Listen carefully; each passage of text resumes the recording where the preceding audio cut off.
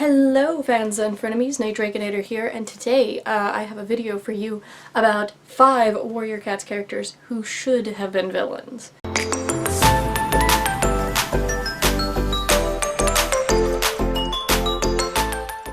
So there's like a lot of characters in Warriors, and I don't know if you've noticed, because I've noticed, but there's kind of a villain problem.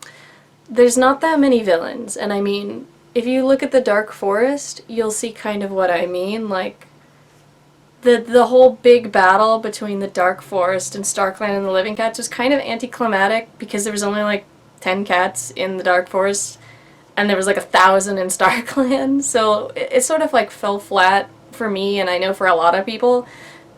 I feel like we really need more, like, villains. Like, there should be more jerks in Warrior Cats. Like, there's characters like Mudclaw that people like debate whether they should have gone to the Dark Forest or not, and I mean that's a whole separate like thing. But this is about like villains, like characters that I feel like not just should have like gone to the Dark Forest for what they did, but characters that were not villains that I really think should have been.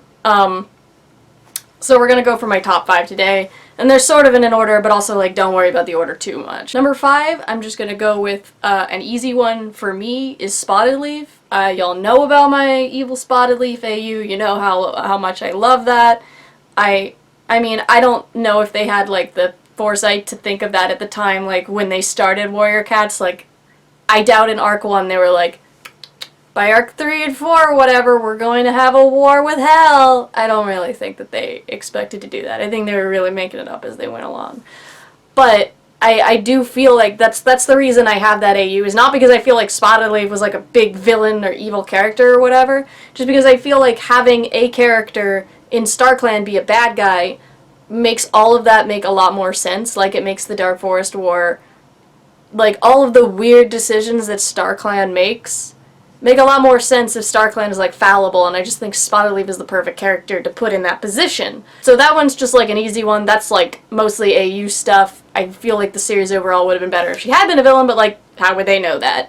So we're just gonna keep moving right along to number 4. I got it. It's good. Number 4, Rowanstar. Like, I really just think Rowanstar should have been a villain. They really, like, in the end, they were like, no, he was right to step down, even though every other character hated him. And it's like, they sort of, I think, chickened out of actually making a decision on whether or not he, like, did anything wrong or not. And I'm like, I don't know, like, I feel like him just, like, whatever, it's fine, was kind of, like, lame for me as a reader. And I feel like if they'd really pushed that, no, he totally was, like, a coward and, like, a bad leader, instead of just shit happened, I feel like it would have been more interesting and dynamic for me to read, like, if he was, like, a big coward, and, like, maybe in the end when Breezepelt was kidnapped and they were like, you know, you gotta give yourself up to save your wife, he was too chicken to do it. I feel like it would have been more dramatic and impactful to see him actually be, like, as it stands, I really feel nothing to Rowanstar, Rowanclaw, whatever. Like, I don't really feel anything. I don't really feel like it was his fault. I don't feel like it wasn't his fault. I don't really care. Like, I don't care at all. Like, I don't even want to talk about him. It's nothing. And I just feel like, genuinely, if they had, like, made a strong decision about his character and had him do something like that, it would have been a lot more interesting to read. And I think having him be, like, a villain out of, like, cowardice, like, an antagonist, I guess, less of a villain, but, like, a character that maybe even sabotages other things because he just doesn't, like, he's just scared, or he's, like, just not a great person. Like, I just want to see him be not a good person. I really do. I think that would actually be better.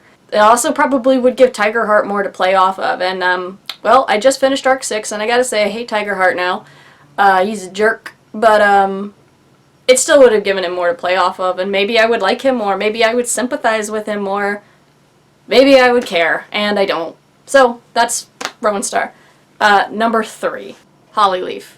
A lot of people are going to disagree with me here, and they're going to say that, like, Hollyleaf's breakdown was really out of character and whatever, but I actually really, really liked her breakdown. I thought it was super well written, I thought it was interesting, I was so engaged emotionally in her breakdown. Like, I was invested.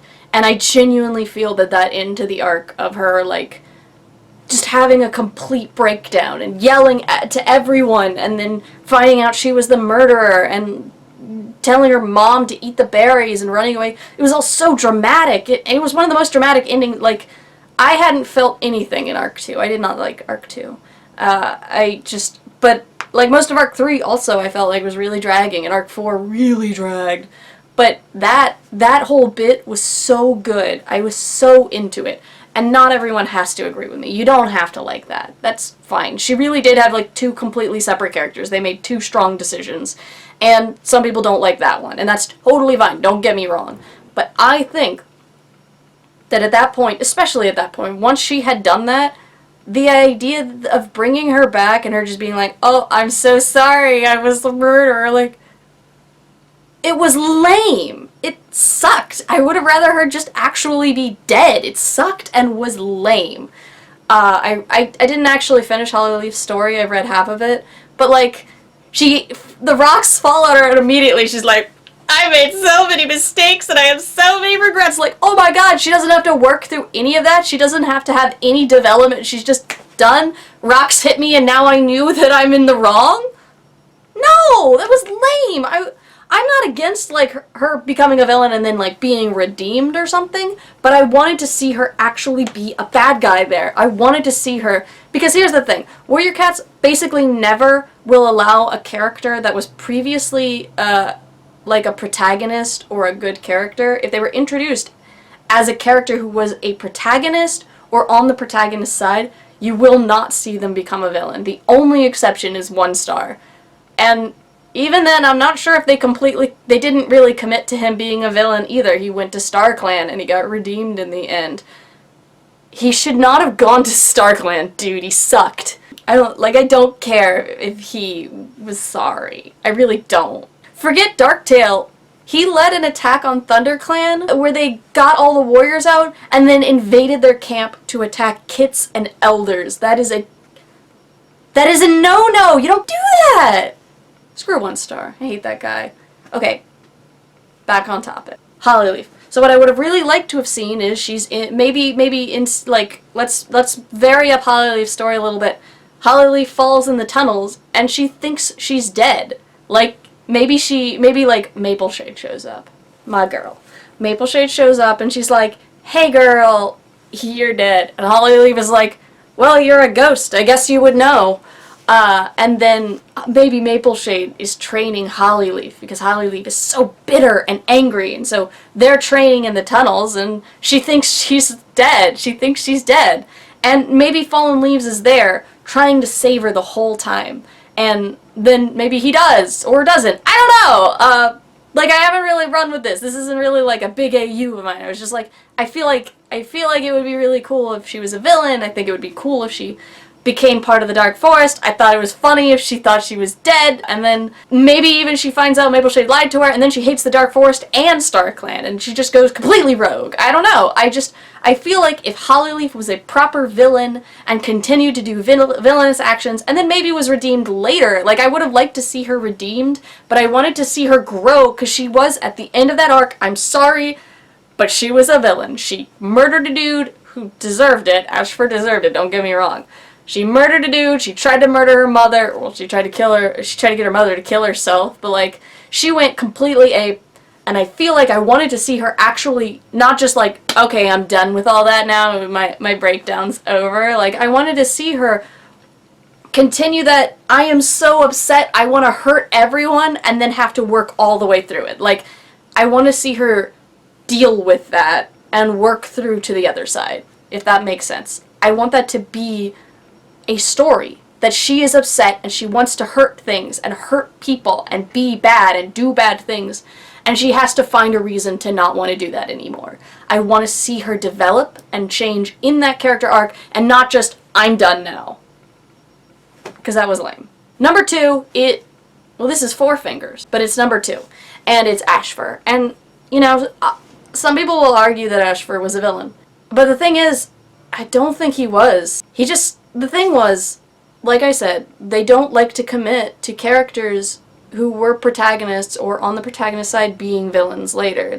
why Spiderleg was never, like, nobody cared about Spiderleg just being, like, a jerk. Like, it just never came up again. Ashfur was introduced as a protagonist character. Like, he's in ThunderClan, and he was a good guy, you know, whatever. But, like, the things he did were really bad. But they never vilified him for it. Like, the story was never, like, you know, they're like, oh, he just loved too much. So in the story, he goes to Starkland. Because as far as the narrative in the books is concerned, Ashfur did not do anything wrong. He was not a bad guy. So because the books don't consider him a villain, he's not a villain. And that's a problem. I think that if he had been a villain, if they had committed to making him a villain, it would have been really good. I think he would have been a great villain. Like, to see this character who was a protagonist character and who was a good person. Ash Paw was great in Arc 1. To see him change and be just completely become super bitter. He helped Hawkfrost trap Firestar. Like, it's pretty bad. He did try to assassinate his leader. That's pretty messed up. And then he tried years later. Don't forget, this was years later. He held on to this grudge for years. He tried to kill 3 children just to get back at her. Like, I would have liked to see him become like a proper villain. I actually think that the fire scene is a really cool idea. When I read it, I was actually really disappointed. Like, in the book, it actually kind of sucked. It was lame. And then, like, the whole thing dragged on so long. It didn't need to drag on so long. Obviously, everyone makes it really cool in maps and PMVs and stuff. It looks dope. It's such a good concept. But it sucked in the book, because it was so long! I don't think he even died that book, if I remember. Did he die the next book? Or, like, chapters later or something? It was not immediate, I remember. And I was like, are we gonna do something about this? Like, it's just lame.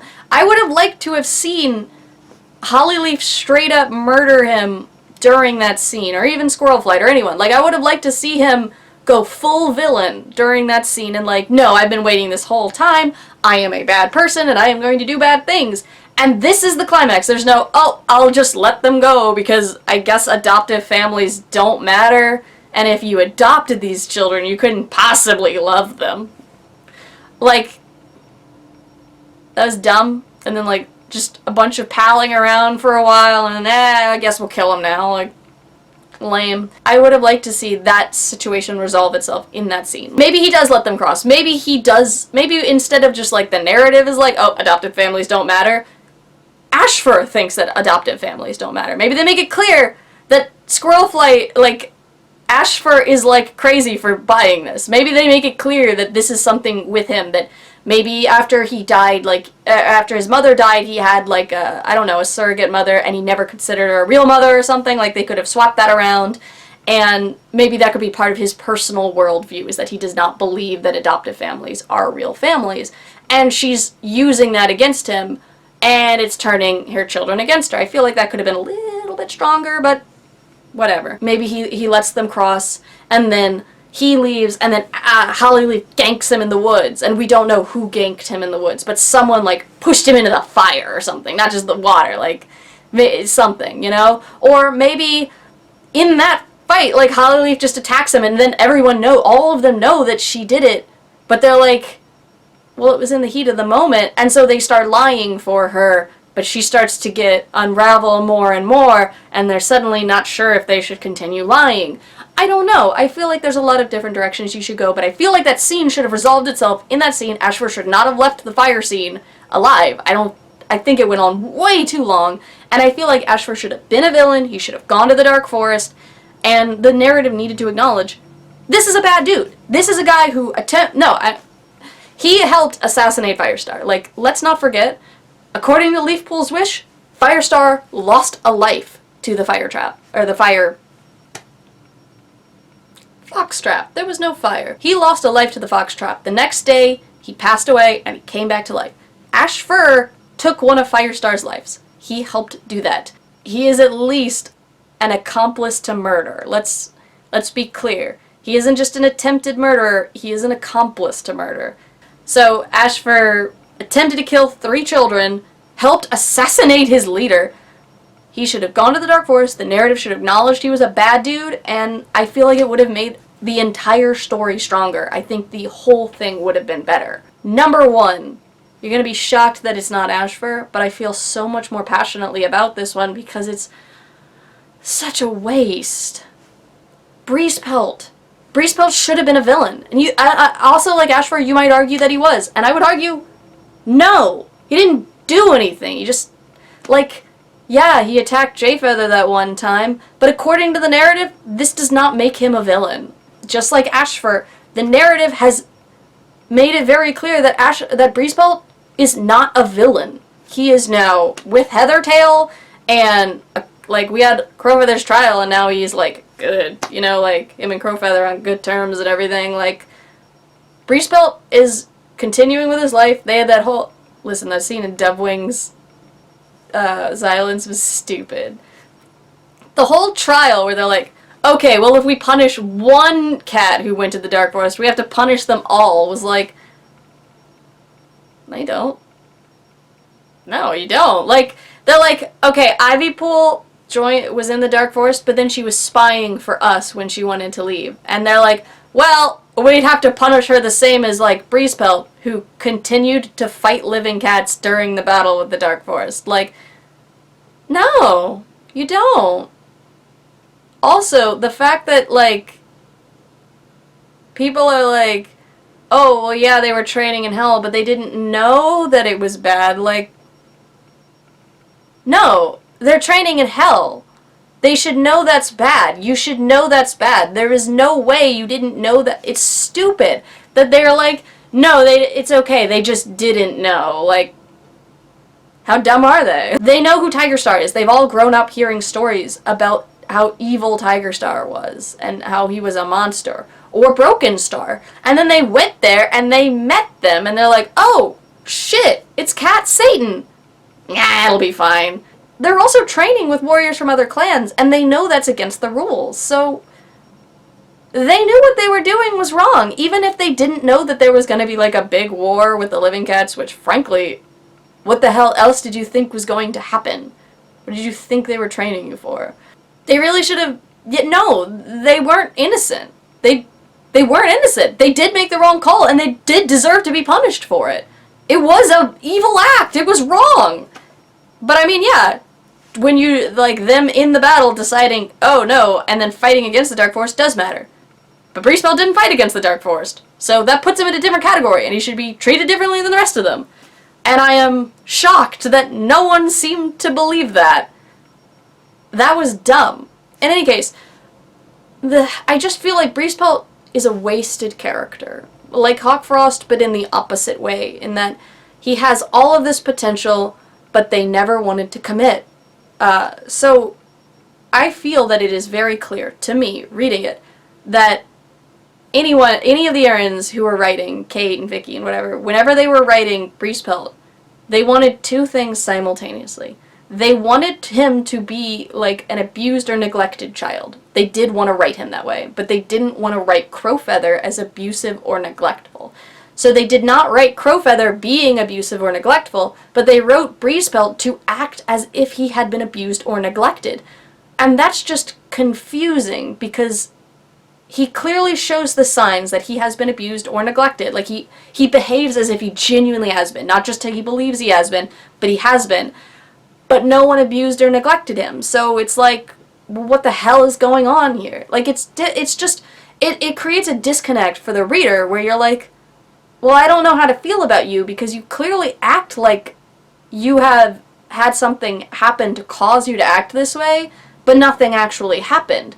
And it's just bizarre. Like, I wish they had committed in either direction. I actually genuinely don't care which. Either commit to Crowfeather being an abusive or neglectful father, and show me that. Show me that he is abusive and neglectful, and that Breezepelt is genuinely a sympathetic character who is doing evil actions because he has been truly hurt. Have Ivypool sympathize with him, that she has done evil things because she has been hurt, and that she wants desperately to save him, and maybe she does. Or commit to him being a bad person and a villain. Show that, no, he has not been abused. Crowfeather is a good dad who tried his best, And it's just that Breezepelt was always a bad person, the same way Tiger Kit was always a bad person. Show me that Breezepelt is just bad because Breezepelt is bad. Show me that Crowfeather tried his best and couldn't do it. Nightcloud tried her best and couldn't do it. And then have in the battle with the Dark Forest, show me him really fulfill that. Show me him get Dark Forest powers. Maybe he gets killed in the Dark Forest battle and just rises back up and continues fighting. I want to see Nightcloud or Crowfeather have to fight him in that final scene. Or Lionblaze. Lionblaze had a good arc with him too. Show me someone have to take him down during the Dark Forest scene because they want to help him, but they have to admit they can't. He has made his own decisions and he is a bad person, and then kill him during that. Don't have him just, oh, whatever, fine, afterward, and then he gets with Heathertail and he's just like a nice guy now. Like, no, that's dumb. It was dumb. He should have died during the Dark Forest battle and he should have been a bad person, or he should have not been a bad person and Crowfeather should have been a bad person and they should have been able to save him. But they should have made a decision either way, and they didn't. They wanted to have it both ways, so they don't have it either way. And it just ended up being a chore to read about. He needed to go one of those ways, and they didn't take him either, and that's why Arc 4 was really boring. But yeah, Warrior Cats, we need more villains in general. Everybody loves Darktail, everybody loves Sleek Whisker. Having villains gives the other characters something to play off of, something to fight against. We need to have bad characters. We need to have jerk characters who aren't villains. We need to have characters who are suave or evil, or we have to have a variety of villains. We need more, and there's just not enough villains in Warrior Cats. It's very frustrating. I hope you like this video. Let me know down in the comments if you disagree or agree with some of these ideas, or if there's any other characters that you know of that you think should have been villains. That's all for this time. Nader's out.